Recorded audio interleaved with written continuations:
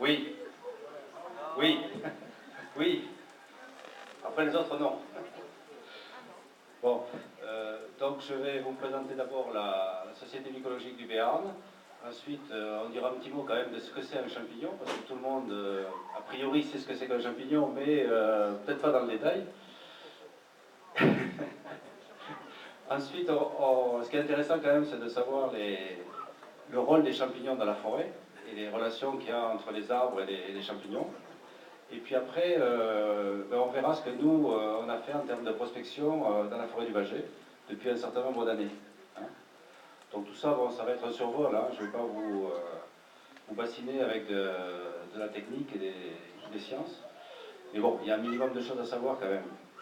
Donc la Société mycologique du Béarn, c'est une association loi de 1901 qui a été créée en 1961, donc ça fait plus de 50 ans, par un pharmacien de Jurançon qui s'appelait Pierre Gabard, que certains peut-être connaissent de nom, ou peut-être son père d'ailleurs, qui était un éminent sculpteur. Hein. Donc, on a à l'heure actuelle une centaine d'adhérents, un peu plus de 100 adhérents, qui sont d'ailleurs répartis un petit peu partout sur le territoire béarnais et même au-delà, puisqu'on a des adhérents au Pays Basque, on a des adhérents dans les Hautes-Pyrénées, on a des adhérents dans les Landes. Donc on ratisse assez large. Sachant qu'il y a d'autres sociétés mycologiques aussi. Il y en a une qui est basée à Tarbes, pour la Bigorre, et il y en a une qui est basée dans les Landes pour la partie landaise. Voilà. Donc nous, on n'est pas tout seul dans le paysage, on travaille en étroite relation avec ces autres sociétés mycologiques. Notre but, c'est de participer à l'inventaire national au niveau mycologique, puisque nous, on enregistre nos récoltes depuis les années 90. On a une base de données informatique donc, qui consigne, chaque fois qu'on va faire des récoltes, qui consigne ce qu'on a trouvé sur le terrain. Hein, par exemple, aujourd'hui, on a fait donc une mini-exposition avec ce qu'on a trouvé ce matin. On a 55 espèces de champignons. Le néophyte pourrait dire qu'il n'y a rien dans la forêt, mais si, il y a quand même au moins une cinquantaine d'espèces de champignons qu'on a trouvées ce matin, dont certaines espèces d'ailleurs qui méritent qu'on s'y attarde, parce que bon, il y a au moins une espèce qu'on n'a jamais trouvée encore, qui est une espèce exotique et qu'on n'a pas rencontrée encore. Voilà, donc on a beau connaître notre territoire, chaque année on a des surprises, une voire plusieurs surprises, c'est-à-dire des espèces que soit qu'on n'a jamais identifiées, soit jamais identifiées à notre niveau, hein, soit des nouvelles espèces qui apparaissent. Donc nous on a un rôle de vigilance en fait, hein, pour voir comment évoluent les populations de champignons, celles qui sont plutôt en déclin, celles qui apparaissent, les invasives, etc. Hein. Voilà. Donc qu'est-ce qu'on fait c'est ce que vous voyez sur le premier slide. On fait des sorties régulières en forêt. En fait, nous, on sort en fait du 15 mars au 15 décembre, en gros, tous les 15 jours. C'est simple. On ne tient pas compte de la météo. Donc, bon, ça peut être aléatoire, mais bon, l'expérience nous montre que finalement, on n'est pas souvent rincé, sauf ce matin. C'était pas une sortie prévue au départ.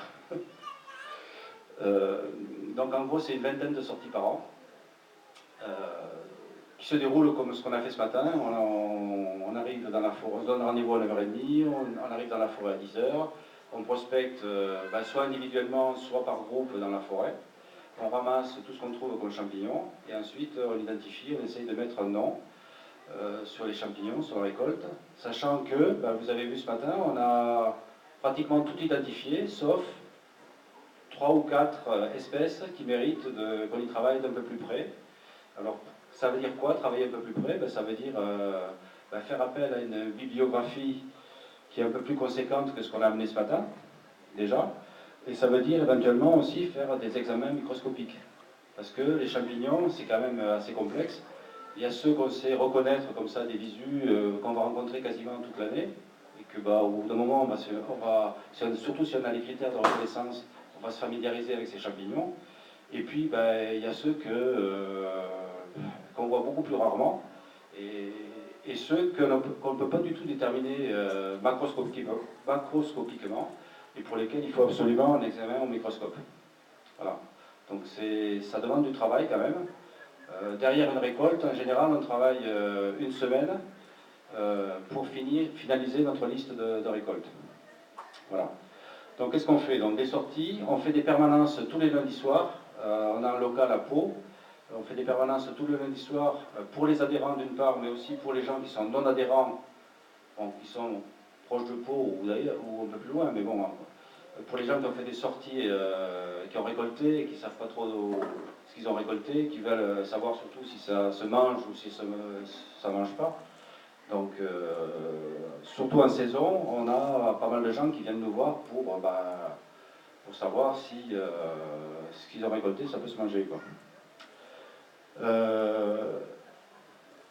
Et enfin, on a un salon annuel. On a un salon annuel qui est pratiquement tous les ans à la même date, c'est mi-octobre. Ça dure 2 jours. Et là, pendant 2 ou 3 jours, tous les adhérents et même les personnes qui sont sympathisantes, on va dire, nous amènent les champignons et à partir de ça, on organise un salon où on a véritablement une exposition de champignons. Alors là, c'est pas 50 espèces qu'on a, c'est 300, 400 espèces. Et quelquefois, si on a vraiment de grands spécialistes qui nous rejoignent, on peut avoir jusqu'à 500, 600 espèces. Voilà. Donc c'est à peu près toute notre activité. Donc je vous disais qu'on avait un rôle important au niveau de l'inventaire national parce qu'on est affilié à la Société mycologique de France. Et on a aussi un rôle on va dire, d'accompagnement quand il y a des dossiers un petit peu difficiles. On peut faire des inventaires. Hein, c'est un petit peu le cas de ce qui arrive aujourd'hui à la Forêt du Bâgé avec ce projet de carrière. On peut donc, à partir des inventaires qu'on a fait, contribuer à vous passer un dossier sur ce qui peut être sensible au niveau mycologique, quoi. Donc ça, on le fait ponctuellement parce qu'on n'a pas des ressources humaines énormes, mais on l'a initié là, récemment à côté de Pau. Il y a un petit bois à Lons qui fait l'objet aussi d'une pression foncière importante et qui risque de disparaître. Donc il y a eu un inventaire au niveau de la faune. Nous, on participe à l'inventaire mycologique. Il y aura peut-être aussi un inventaire botanique. Tout ça pour arriver à faire un dossier qui puisse éventuellement émouvoir les autorités publiques. Mais bon, il n'y a pas que ça, mais bon, ça peut contribuer. Voilà.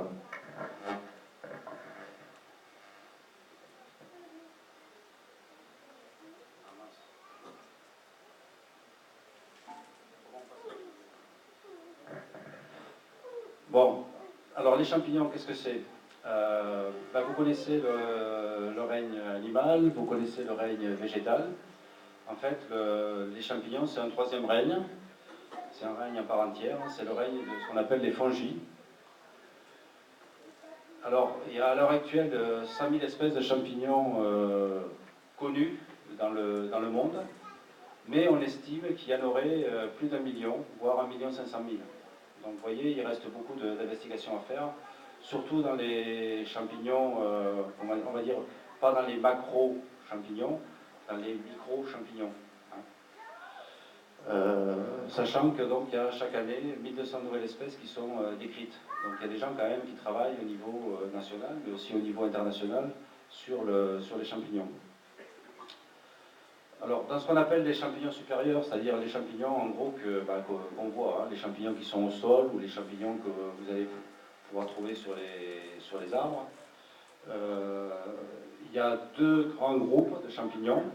Il y a ce qu'on appelle les ascomycètes, et il y a ce qu'on appelle les basidiomycètes. Donc je vous ai mis quelques exemples. Donc dans les ascomycètes, je ne sais pas, vous reconnaissez non, ce qu'il y a sur l'écran. Donc il y a des morilles. Ouais. Ce qui fait en forme de coupe, là, c'est des pézises. Et puis après, il y a des truffes. Les pézises, non, c'est pas hallucinogène. Non. Il y en a d'autres qui sont hallucinogènes, mais pas les pézises. Bon. Ce sont les morilles et puis les truffes sont comestibles, comme vous le savez. Les morilles à condition d'être cuites, hein, parce que sinon c'est toxique. Les pézises, il y en a certaines qui sont comestibles et d'autres qui ont, on va dire, aucun intérêt. Hein. Les caractéristiques des ascorbicètes, c'est qu'ils libèrent les spores par le haut. Par opposition aux basidiomycètes, qui sont les champignons que vous connaissez, c'est-à-dire les bolets. Qu'est-ce qu'il y a d'autre là, les chiroles, et puis les amanites, qui sont, on va dire, des champignons à chapeau, et qui libèrent les spores par le bas. Hein. Donc c'est les deux grands groupes en fait de champignons. Sachant qu'un champignon, ça peut libérer des millions et des milliards de spores. Hein. Voilà.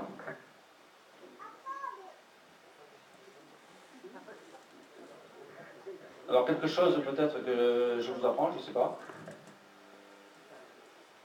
C'est pas provocateur, hein, c'est vraiment la réalité. C'est-à-dire que si on n'avait pas de champignons dans la forêt, il n'y aurait pas de forêt. Oui, parce qu'il y a des relations étroites entre les champignons et les arbres. Et si on coupe ce type de relation, s'il n'y a plus d'arbres, il n'y a plus de champignons. Et s'il n'y a plus de champignons, il n'y a plus d'arbres non plus. Donc c'est quand même important à savoir. Donc les champignons, ils ont quand même un rôle important dans la forêt, hein, c'est clair. Les champignons, ils peuvent s'associer aux arbres.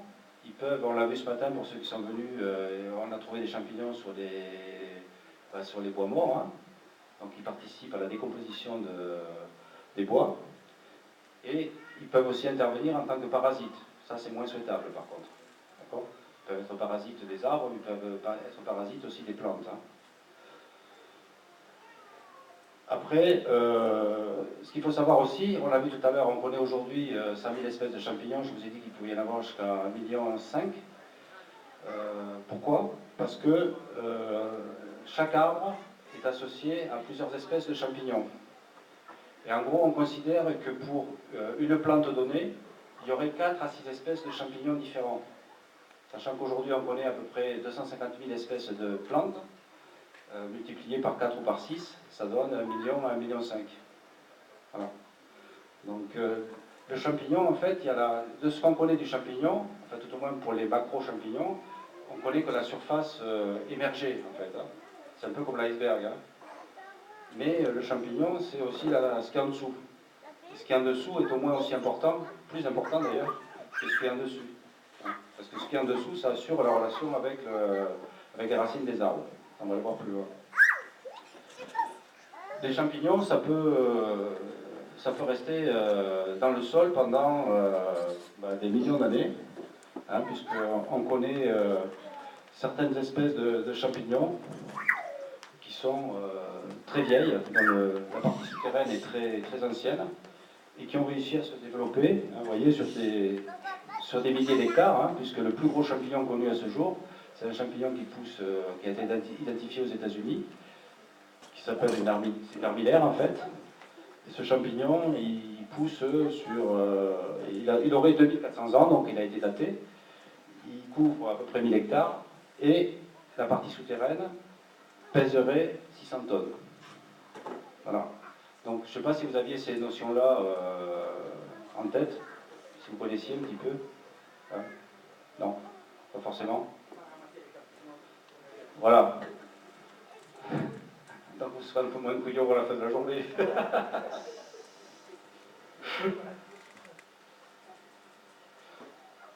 Bon.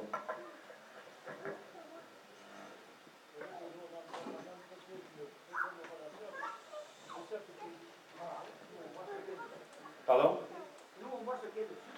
Ah oui, mais je vous dis, moi, ce qu'il y a dessous. Ça me passe des choses dessous. Hein. Bon. Juste pour vous donner une idée de comment ça se reproduit un champignon. Donc le champignon classique, vous le connaissez, hein,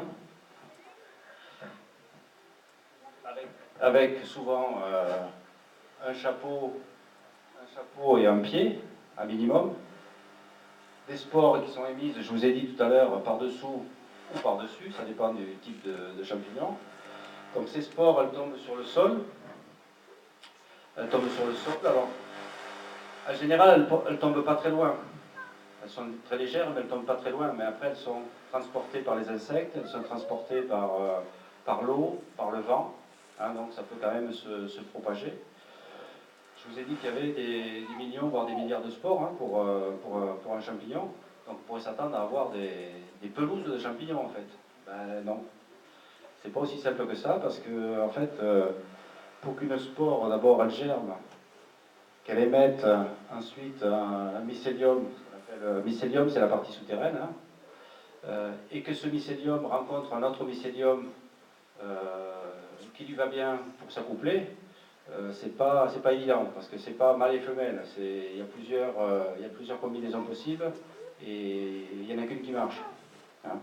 Donc en fait, à partir de ces millions de spores, il y en a très peu qui arrivent à donner des champignons. Donc après les mycéliums, une fois qu'ils se sont accouplés, ils donnent ce qu'on appelle un carpophore. Bon, carpophore, c'est la partie donc, fertile du champignon qui apparaît, la partie visible au niveau du sol, hein, qui va donner un champignon, et puis le cycle continue si tout va bien. Voilà. Oui.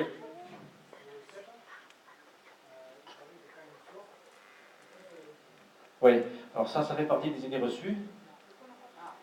Ça fait partie des idées reçues, hein, mais il y en a beaucoup d'idées reçues. Hein. Le cep, non. Le cep, pour ceux qui n'ont pas entendu la question, les champignons, ça ne pousse pas d'un coup. Hein. Enfin bon, personnellement, je les ai observés sur ma pelouse quand ça pousse. Quand j'en ai pas beaucoup. Hein. Quand ça pousse, bon, ben, vous pouvez voir pousser le cep sur plusieurs jours, hein, mais il n'arrive pas d'un seul coup à la taille définitive. Hein. Mon beau-père me disait ça aussi, mais c'est pas comme ça que ça se passe. Hein. Alors après, il y a des champignons qui poussent plus ou moins vite. Oui, ça dépend des champignons, ça dépend aussi des conditions climatiques. Hein. Il y a des champignons qui poussent plus ou moins vite. Bon, par exemple, un bolet, oui, ça peut pousser très vite. Ça peut devenir aussi très gros, mais ça peut pousser très vite. Par contre, des morilles, comme on a vu tout à l'heure, ça met beaucoup plus de temps pour pousser. Donc en général, ce qu'on cueille, c'est des petites morilles. Et on ne trouve jamais de grosses morilles parce que les gens, ils ont fait la razzia avant. Quoi. Hein. Hein.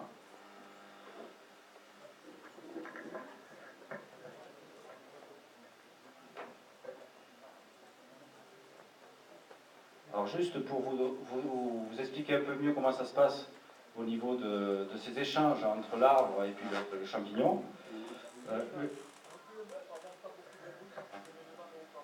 qu'il faut que je fasse alors? Ah oui. C'est parce que juste j'essaye de regarder en même temps le truc. Ouais. Sinon je me mets là. Voilà. C'est mieux là? Voilà. Donc en fait, oui, ce qu'il faut savoir, c'est que le champignon, il n'a pas de chlorophylle. Hein. Donc la synthèse chlorophyllienne qui donne des sucres dans les plantes, ben, lui ne peut pas la faire. Donc il est dépendant de l'arbre pour le sucre. D'accord? Donc les échanges se font en dessous du sol. Je vous ai parlé du mycélium. Le mycélium s'associe aux racines de l'arbre pour former ce qu'on appelle des mycorhizes. Vous avez au moins entendu parler des mycorhizes pour la truffe. Non? Vous n'avez pas entendu parler? Des chaînes qu'on mycorhize pour avoir des truffes. Donc le mycorhize, c'est ça en fait. C'est l'association qui se crée entre on va dire les filaments, le mycélium des champignons et les racines des arbres. C'est à travers ça que se font les échanges. Donc le champignon, il reçoit des sucres et il donne à la plante, à l'arbre, il lui donne de l'eau et des sels minéraux. Hein. Et bon, c'est pas anodin quand vous savez que le mycélium, je vous disais tout à l'heure, ça peut représenter des tonnes, des kilomètres. Enfin bon, c'est tout le réseau souterrain hein, qui est plus important que les racines des arbres. Ça, on ne s'en rend pas compte, mais bon, c'est la réalité. Quoi. Voilà.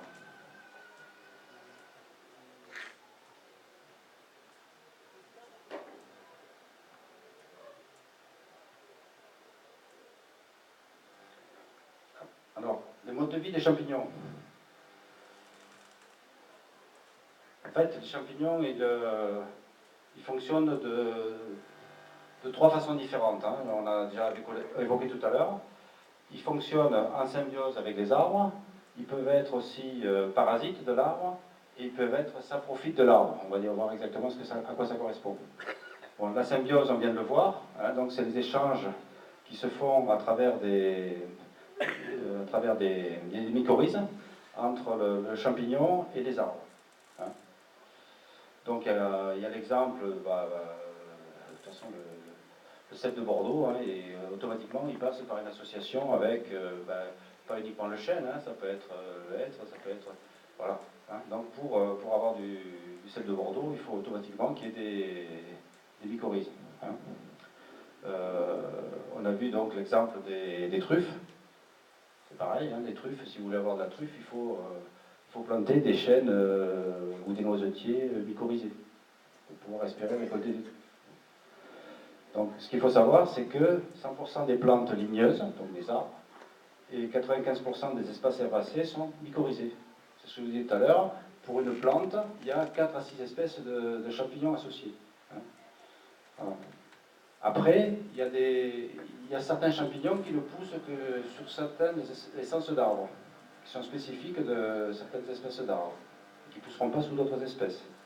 C'est comme ça d'ailleurs que nous, quand on fait les cueillettes, souvent on récolte le champignon, mais il faut être capable de dire sous quelle essence d'arbre on l'a récolté, parce que ça nous indique quel est exactement ce champignon. Quoi. Hein. Ça nous donne une indication supplémentaire en fait. Par contre, il y a d'autres espèces, comme le cèpe de Bordeaux, il va pousser sous un tas d'essences différentes, les moins exigeants. Hein. Voilà.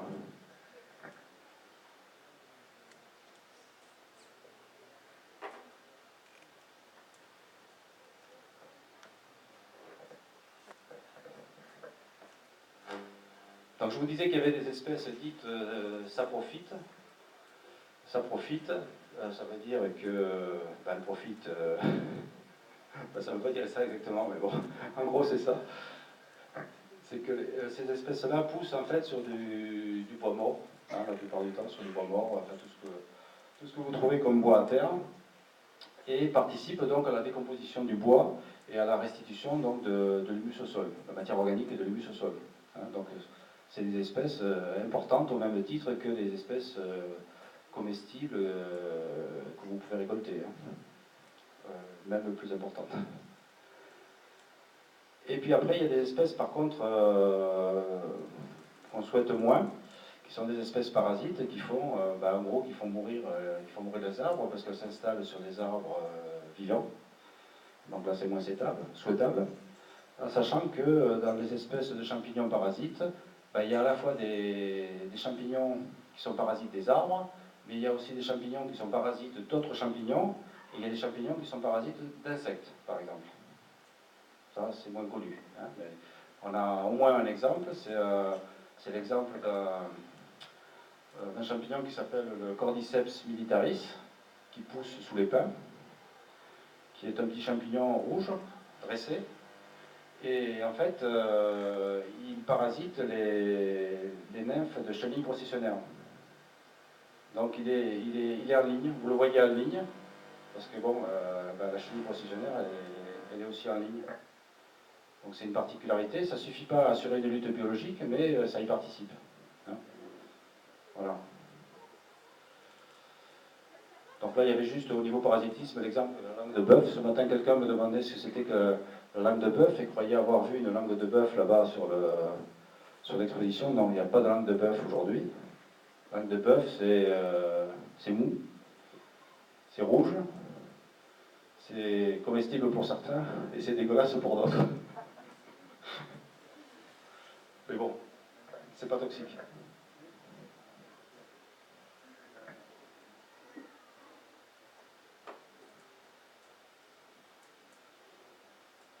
Alors, quelques recommandations sur la cueillette des champignons. Bon, de préférence, il faut les ramasser entiers. Pourquoi? Parce que si on n'est pas sûr de ce qu'on ramasse, si on veut éventuellement les faire identifier, il faut absolument qu'on ait tout le champignon en entier, de la tête aux pieds, pour pouvoir l'identifier. Il y a certains champignons qu'on ne peut identifier que par le pied. Bon, par exemple, si on veut déterminer si c'est une amanite ou si c'est un agaric, par exemple, ben, il faut absolument qu'on ait la partie basse, donc la volve, pour savoir si c'est une amanite. Mais il y a d'autres champignons qu'on ne détermine que parce qu'ils ont des poils sur le pied. Voilà. Pourquoi les ramasser entiers et comment les ramasser aussi? C'est normalement, nous on recommande de ne pas utiliser le couteau pour les ramasser. Hein. Par exemple, un cèpe, on a tendance, certains, ça fait partie des croyances aussi. Hein. On dit qu'il faut couper il faut couper le champignon avec le couteau là, et puis laisser une partie du pied, quoi. Hein. Hein. En fait, non. Si vous laissez une partie du pied, s'il pleut, c'est une source de pénétration pour les pourritures, quoi, en gros, hein, pour d'autres champignons qui vont après contaminer le mycélium, quoi. Alors que si vous coupez en tournant par exemple le bolet, hein, donc vous allez arracher, enfin vous n'allez pas arracher, vous allez sortir le champignon en entier, ben là il n'y aura pas de voie de pénétration pour la flotte et puis pour les parasites. Hein. Donc vous préservez le mycélium. Donc bon, c'est partie des idées reçues, mais bon, c'est plutôt comme ça qu'il faut le ramasser. Il ne faut pas les couper.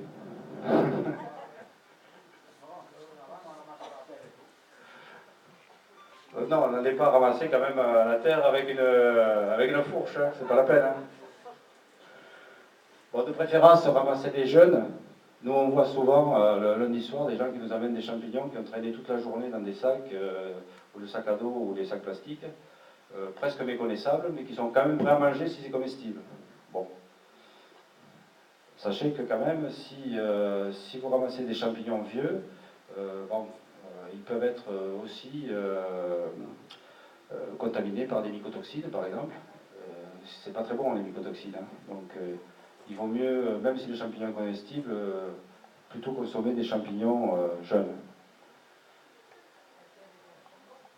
Quand il y a des vers, oui, si on élimine les vers et si on n'a pas trop peur de... Ouais, ouais, ouais, ouais. Enfin, souvent, s'il y a des vers, non, ça peut être des jeunes aussi, ça dépend des périodes, effectivement. Ouais, ouais, ouais. Mais... Bon, pas détruire le milieu, hein, ça je pense que quand même vous y êtes sensible. Il y a quand même, chaque année, il nous est rapporté quand même des cas de gens qui vont en armée et avec des râteaux pour ramasser les champignons. Hein.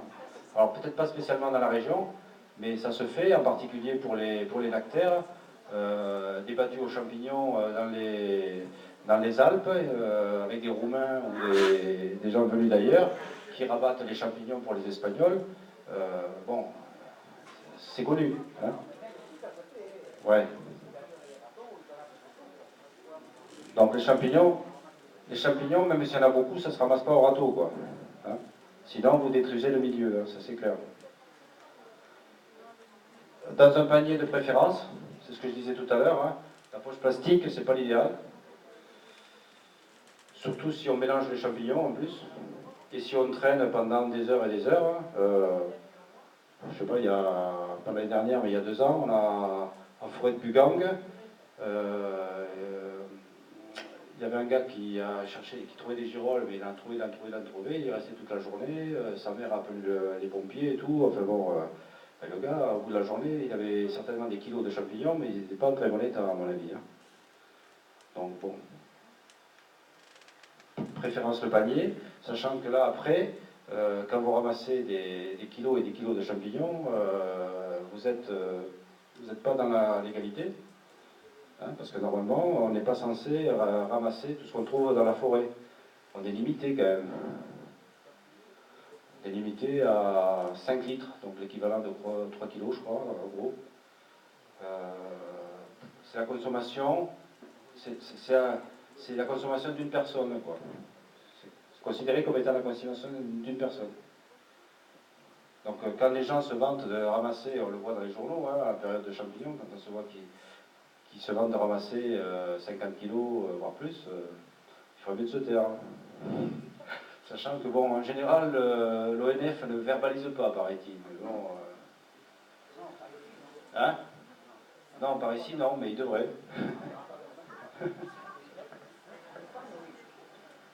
Bon, on doit faire un ramassage raisonnable. Et si on n'a pas tout ramassé, ben, il y aura le suivant qui va en ramasser, et puis on en ramassera les autres jours, quand la saison elle est bonne. Bon, on n'a pas besoin de ramasser à un moment donné tout ce tout ce qu'on trouve. Nous, on ramasse tout ce qu'on trouve, mais bon, nous c'est pas pareil.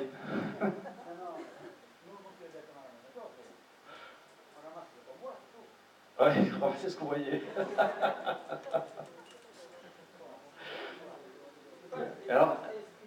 Alors ce matin, vous n'auriez pas vu grand-chose.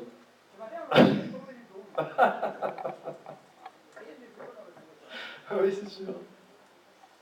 Ben nous, on trouve toujours quelque chose. Hein. En début de saison, je vous disais, on commence au 15 mars, on trouve environ 30 espèces de champignons. Là, vous voyez, on en a trouvé aujourd'hui presque 60.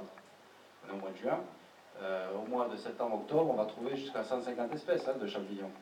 Et encore, on sait déterminer, parce qu'on ne sait pas tout déterminer. Hein.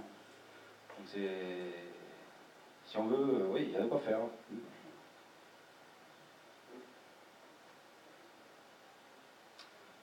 Laissez-les vivre. Ah oui, c'est ce que je vous ai dit tout à l'heure. Hein.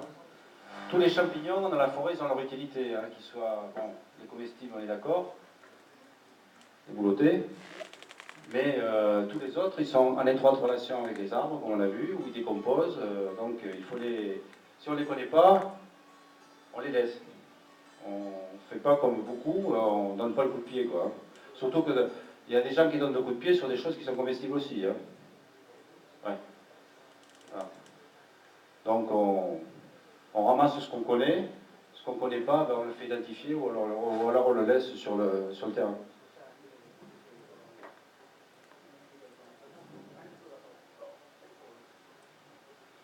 Alors voilà. Bon, quand je vous disais que nous, on avait quand même une certaine expérience du bâgé, en fait, dans notre base de données, je suis remonté à 91. Hein, 91 jusqu'à 2012.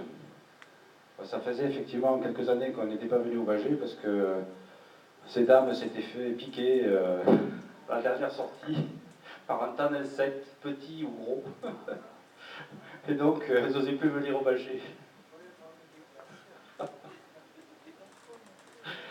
Bon, nous on a consigné des enregistrements depuis 91, donc ça c'est sur notre base de données informatique, sachant que apparemment on y vient depuis beaucoup plus longtemps au Bagé, hein, mais par contre on n'a pas pris le soin de répertorier tout ce qui était avant 91. Bon. Donc déjà, depuis 91, donc on y a fait 15 sorties, hein, 15 sorties, à la borne 12. Hein. Sur ces 15 sorties, au total, on a recensé 375 espèces. Ce matin, je vous ai dit, on en avait à peu près 55. Donc là, 375, sachant qu'on a fait des sorties printanières, on a fait des sorties à l'été, on a fait des sorties à l'automne, donc on est arrivé à presque 400 espèces. Hein.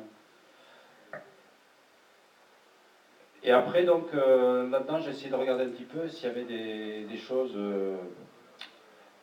soit des espèces qu'on retrouvait beaucoup, soit des espèces qu'on retrouvait pas fréquemment. Donc dans ce qu'on a retrouvé souvent, donc seulement 31 espèces qui reviennent 5 à 10 fois sur 15 sorties. Par contre, il y a presque les 2 tiers, enfin, plus que des 2 tiers d'ailleurs, 228 espèces qui ont été rencontrées une seule fois en 15 sorties. Enfin, quand je vous disais que chaque sortie qu'on fait, on trouve des choses qu'on n'a pas forcément trouvées la fois d'avant, vous voyez, c'est aussi le cas au Bagé. Hein. Donc 228 espèces rencontrées une seule fois en 15 sorties. C'est beaucoup. Alors, après j'ai regardé dans ces espèces qu'on a rencontrées une seule fois au Bagé, si c'était des espèces qui pouvaient être réellement endémiques, on va dire, du Bagé, ou si c'était... qu'est-ce que je veux dire oui, si c'était réellement des espèces endémiques au Bagé, ou si on les retrouvait dans d'autres sites de prospection. Hein. Donc en fait, donc sur ces 228 espèces, il y a quand même 13 espèces qu'on a rencontrées uniquement au Bagé. Quand je vous disais que nous, on a une base de données qui remonte à 90, donc en 25 ans, on a 13 espèces qu'on a retrouvées au Bagé, et c'est uniquement au Bagé qu'on les a trouvées. Donc là, bon, on s'est concerté un petit peu, on s'est dit qu'il fallait aller un peu plus loin quand même. Mais bon, pour le moment, on n'est pas allé beaucoup plus loin, parce que ce qu'on sait aussi, c'est que on a organisé, nous, des congrès mycologiques à Pau dans les années 90, enfin avant 90, mais à partir de 90 et au-delà. Chaque fois, on faisait venir des spécialistes français, voire internationaux, et ces gens-là, souvent, ont une meilleure connaissance que nous, localement, et donc ils arrivent à déterminer des espèces que nous, on n'aurait pas forcément déterminées. Hein. Donc, c'est pour ça que là, il faut qu'on creuse un petit peu plus. Il n'y a certainement pas 13 espèces qui sont réellement endémiques du Bagé, mais ces 13 espèces, sur ces 13 espèces, il y en a quelques-unes qui ont été déterminées à cette occasion de congrès par des grands spécialistes. Hein. Mais par contre, il y en a d'autres dans la liste, des genres qui sont beaucoup plus connus, et certainement que, oui, sont peut-être très spécifiques du Bagé, quoi. Hein. Bon, après, il y a des espèces qu'on a rencontrées, qu'on rencontre seulement 2 fois dans notre base de données, après 3 fois, 4 à 6 fois. Donc il y a quand même des choses. Et je vous disais, ce matin, on a rencontré donc, une espèce, on lui a donné un nom de genre, pas encore un petit nom, et qui est une espèce apparemment exotique, qu'on n'avait pas rencontrée ailleurs non plus, hein, Yvette. Tu m'entends là, Yvette? J'entends rien. L'espèce là qu'on a trouvée, l'espèce exotique là, on ne l'avait pas rencontrée ailleurs? Non. Ouais. À Tardets. Ben oui, mais il y a peut-être quelques années. Ouais. Donc il y a quand même des choses intéressantes à creuser un petit peu plus. Quoi. Hein. Donc voilà. Voilà ce que je voulais vous dire. Voilà. Si vous avez des questions, d'autres questions? Non? Alors non. Là, il n'y a pas tout qui se mange, c'est sûr. C'est un peu comme ce que vous voyez sur la table là-bas.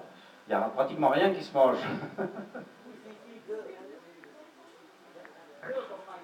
Voilà, et là-bas, si on regarde, il y en a même plus que ça quand même.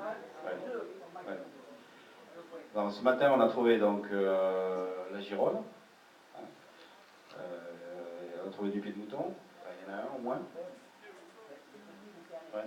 Il y a un pied de mouton, il y a une ou deux girolles, mais il y en a certains qui les ont gardés. Il y en avait un peu plus, il n'y en avait pas beaucoup, mais il y en avait un peu plus. Il y avait après un bolet érythrope. Un bolet érythrope que la plupart d'entre vous ne connaissent pas certainement.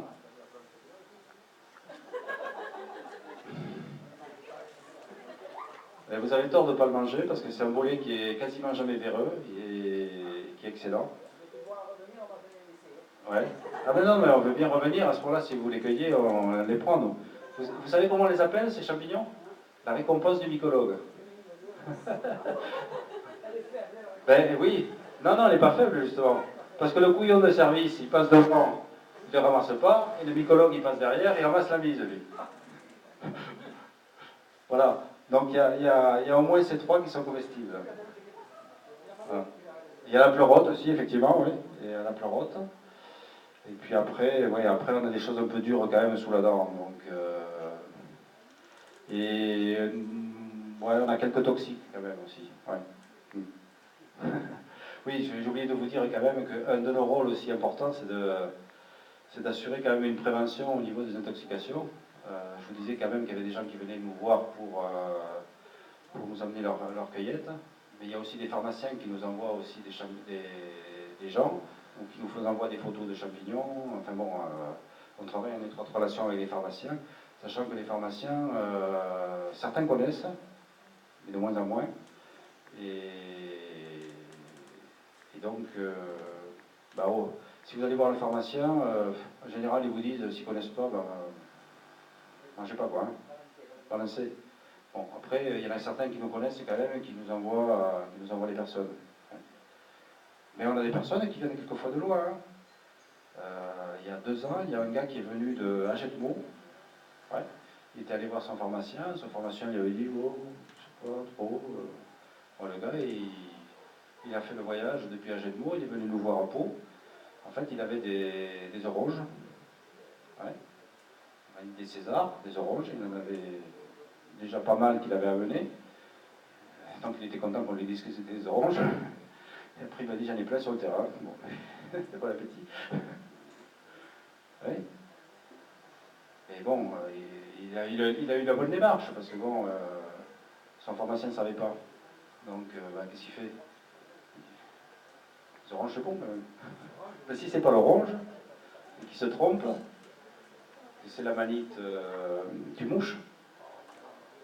Non, pas forcément, parce qu'il y a des amanites tumouches, justement. Vous connaissez l'amanite tumouche, la belle rouge avec les points blancs, là?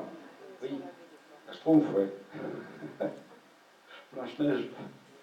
Mais cette amanite tumouche, partant, s'il a plu, par exemple, eh ben, elle est lavée dessus, il n'y a plus les points blancs, elle devient orangée, et ben, pour le néophyte, ça se ressemble. Le vulve, volve. La vulve, c'est autre chose. Non, elle est jaune. L'orange. L'orange. Elle est jaune, les lames sont jaunes, le pied est jaune. Tout est jaune. L'autre, la manite du mouche, lame blanche, pied blanc. Ouais. Parce que la tête, elle n'est pas toujours rouge, par contre. Ah oui. Donc dans le doute, on s'abstient ou alors on va consulter. pas le docteur, mais sachant que chez nous, la consultation est gratuite. Hein. Bon, si vous avez beaucoup d'oranges, par exemple, on fait un prélèvement quand même, hein, pour analyse. Sur les bolets, si vous avez un doute, mais il n'y a personne qui vient nous voir pour les bolets. Le cep de Bordeaux, il n'y a personne qui vient nous voir. Par contre, je sais qu'il y a beaucoup de gens qui laissent les autres cèpes, qui sont comestibles aussi, mais qui les laissent. Ouais. Ah bah après, dans les bleuissants, il y en a des bons et des moins bons. Hein, oui, ouais. Oui. Oui. Bah, le raboteux, trémolette. Trémolette. Oui. Oui. Donc voilà. Donc s'il y en a qui se passionnent pour les champignons, ben, vous pouvez venir nous rejoindre, il n'y a pas de problème. Ou tout au moins essayer de faire une sortie avec nous, comme certains l'ont fait ce matin, pour voir comment ça se passe. Et puis après, ben, si ça vous plaît, ben, vous restez avec nous. Ah, nous, on ne garantit pas quand vous allez faire une cueillette et quand vous allez avec nous. Hein, ça, parce que nous, on fait des sorties programmées tous les 15 jours. Donc, quelquefois, on tombe bien, mais souvent, on tombe mal. Ouais. Non. Celui qui veut faire des récoltes de champignons, il faut qu'il y aille quand même plus souvent que tous les 15 jours. Quoi. Hein. Hein. Mais nous, bon, on trouve toujours notre bonheur, parce que bon, voilà. Ouais.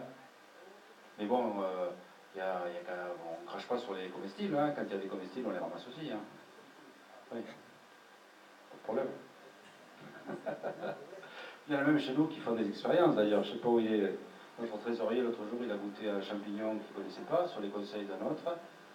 Et il n'en remangera plus. Non. Non, mais il a eu des problèmes gastriques pendant 2 jours. Parce qu'il y a des champignons qui sont avec des réactions. Il y a des gens qui réagissent différemment pour certains types de champignons. Hein, donc là, en l'occurrence, c'était un champignon qui est là-bas, qui s'appelle la Colibri apia infuso. Eh ben, il y a des gens qui la tolèrent parfaitement, et puis il y a des gens qui auront ces problèmes gastriques. Quoi. Voilà.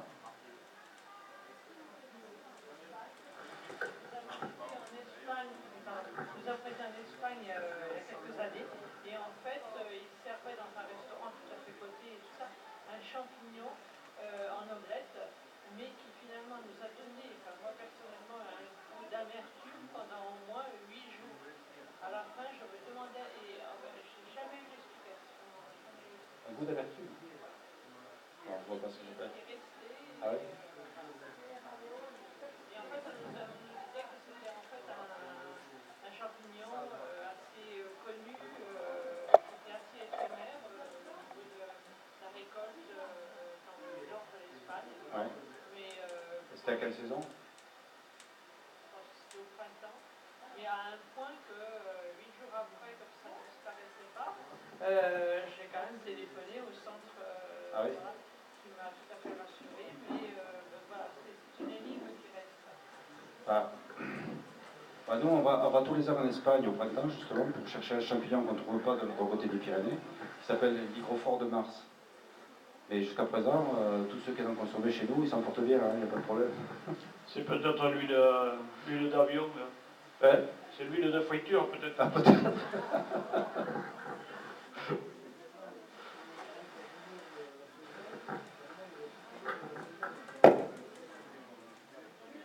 Ah ouais, le mousseron. Ah, le mousseron, il y en a eu cette année, il y en a même eu très tôt. Très tard, je ne sais pas, mais très tôt, oui. Oui. Le tricolome, le mousseron, tricolome de la Saint-Georges.